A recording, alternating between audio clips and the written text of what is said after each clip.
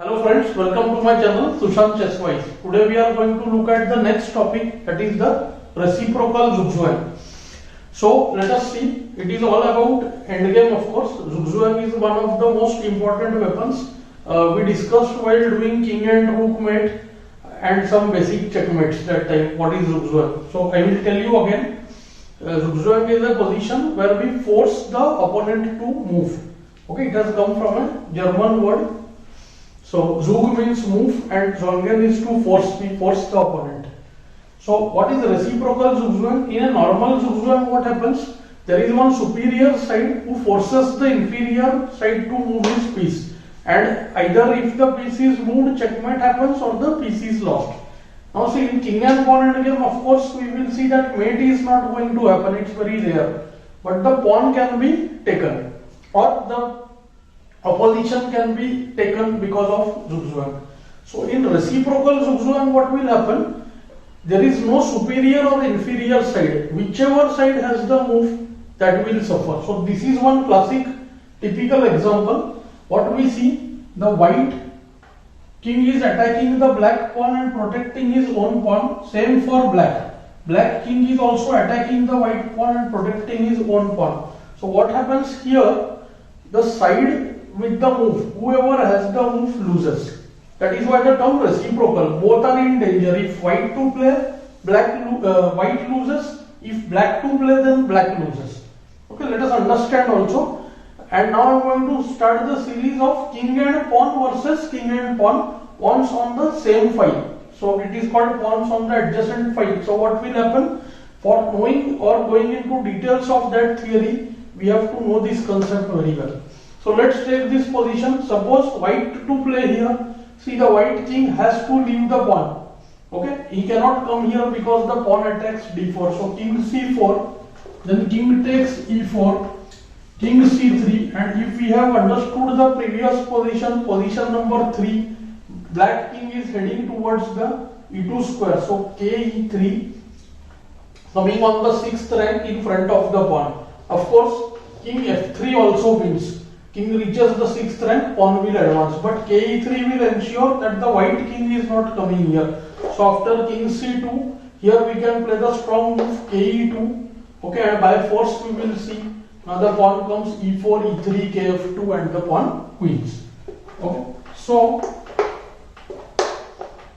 white to play, white lost. And now if black to play, same story. King goes to g5, ke5, kg6, ke6, king goes to g7, then ke7. If the king comes to e5, now we cannot do ke7 because of kf4. So now we push the pawn, king goes to g6, and here kd7 very strong because next 3 squares are covered. Pawn is getting support on all the 3 squares, pawn will win and white will win the game. So basically side with the move is going to suffer. Let's look at one more example. So let's look at the next position here. So we position this position, we will see for both white and black. So let's get started. White to play over here. So if a player knows the technique very well, he will never play the move kc5. kc5 loses on the spot to ke4. Okay.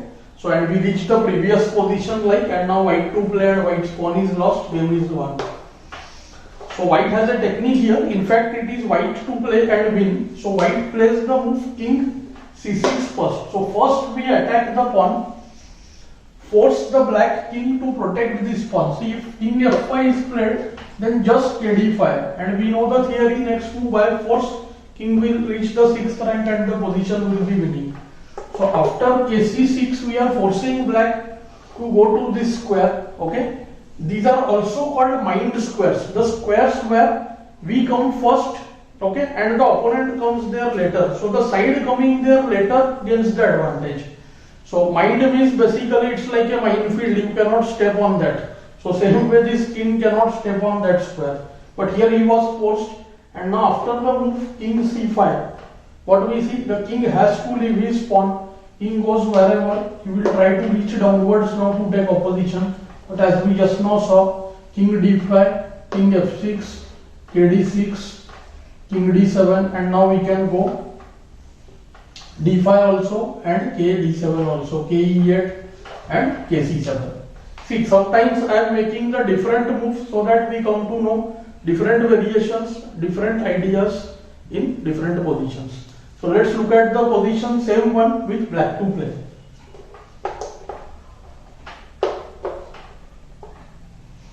So I hope you must have guessed by now, black to play, same technique.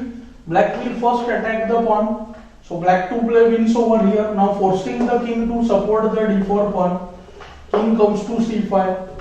Now king comes to e4. Same king has to leave the pawn, and rest we saw is very similar. King. So now e5 or also the move ke7. Both win. Ke7, kb3, then e5. Whatever is played now, kb2, then king comes to e2 or d3. Here everything is winning because king is quite close to the pawn and king has already controlled the winning square of the pawn. So black wins here. So this is the last position of this topic, and it is a curious case because what happened in the game, this was from some World Junior game where what happened is white resigned in the game thinking that after kc3, kd4 the pawn is lost and the game is gone. But the resignation was premature. White could have understood the technique and maybe could have drawn the game. So this is white to play and draw. The only problem is if we know the concept of reciprocal Zugzwang well, we will never play the move king f5. Okay, because king f5 will allow kc3 attacking the pawn, force the king to go to e5 and kc4. So knowledge of reciprocal Zugzwang will save white from doing that. And second, our basics of king and pawn endgame, knowing the position number 1, 2 and 3 very well, would have also saved the game. See, white can play king f4. Now see, kc4 blunder because of ke5, black will lose. So kc3 attacking the pawn. White thought that it was forced to play ke5, to which kc4 and the position is lost. But white failed to realize that after the move ke3, must have seen this king c4 and it looks like the pawn is lost. But if you remember the rule, see, king will now go to e2 and after kd4, whenever black wins this pawn, see, white is getting the opposition. So this is a very important position. See, king has not reached the 6th rank and pawn is also not having any move to waste and snatch the opposition.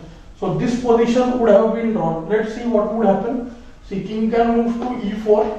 Wherever king moves, e4 or c4, white takes the opposition, forcing the pawn to move because kd4 then again kd2. So after d4, kd2, now unfortunately see the king and pawn are together. The pawn has to be pushed. Pawn comes to d3.